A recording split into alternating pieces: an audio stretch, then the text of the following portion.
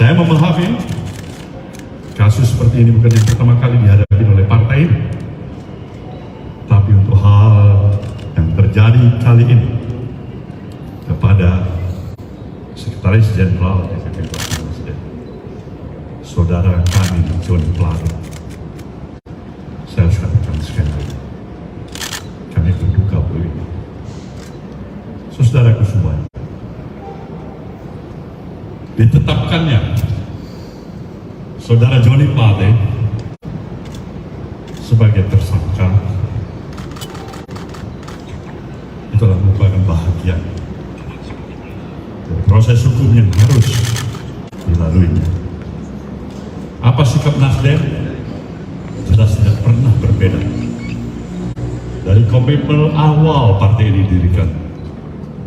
Kami ingin tetap berada di garda terdepan, ingin menegakkan prinsip-prinsip hukum yang berkeadilan. Apes, Surya Paloh sepeninggal Joni Plate. Ini hak prerogatif presiden bagaimana kita mengajukan baru. Salah-salah presiden nggak suka. Nggak ada lebih bodoh dari Nasdem untuk tiba-tiba mau mengajukan nama baru tanpa diminta oleh presiden. Sekali lagi, itu adalah hak prerogatif presiden. Sejak dicokok Kejagung, perannya Joni Plate dalam kapasitasnya sebagai sekjen Nasdem dan kerugian negara 8 triliun kadrun itu bakal terbongkar. Sekalipun modus operandi Joni Plate selama ini dilakukan dengan rapi tanpa gangguan karena backingan jabatan Menkominfo yang disandangnya, namun tidak menutup kemungkinan Nasdem juga bakal terseret. Fakta mencatat, Nasdem punya kekuatan finansial yang mumpuni dalam mengakomodir kampanye Anies menjelang kontestasi Pilpres 2024 mendatang. Semua begitu asik dan mulus sampai tiba hari sial itu saat Joni G. Plate ini diborgol Kejagung. Dalam mengakomodir kampanye Anies, Nasdem tampak jor-joran menggelontorkan kekuatan finansial yang luar biasa. Mulai dari kampanye dengan door prize berhadiah fantastis pun juga kemana-mana Anies kampanye pakai pesawat jet pribadi Nasdem. Dari mana semua itu? Analisa logisnya bisa jadi dicomot dari gelontoran dana proyek BTS 4G itu yang disisihkan sebagian anggarannya untuk kepentingan partai.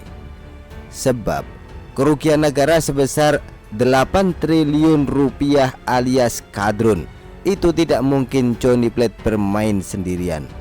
Kemungkinan besar ada pihak-pihak lain yang turut serta membackup dan mengakomodir kecekatan tangannya merugikan negara yang sangat besar itu.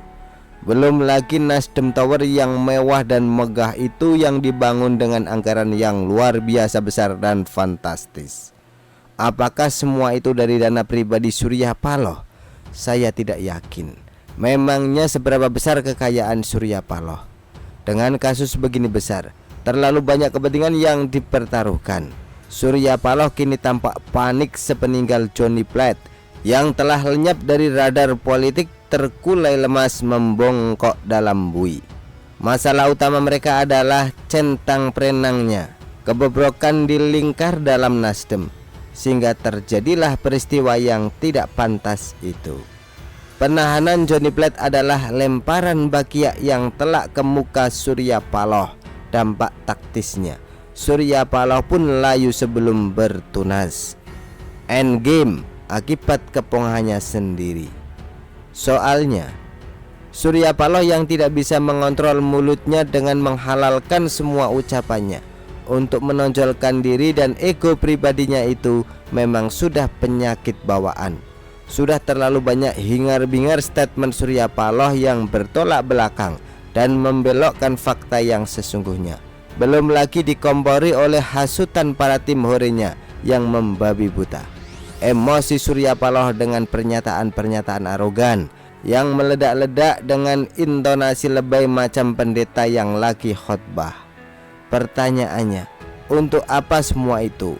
Efek dramatis. Bikin diri sudah macam opinion leader, pembela kebenaran dari angkara murka, agar tidak mundur sepetak pun melawan kepungahan penguasa yang ditudingnya secara sepihak itu.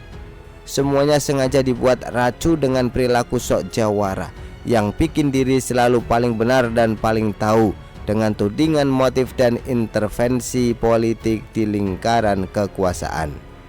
Sudah terlalu banyak blunder yang tak hati-hatinya terus diciptakan, sibuk menonjolkan diri sendiri.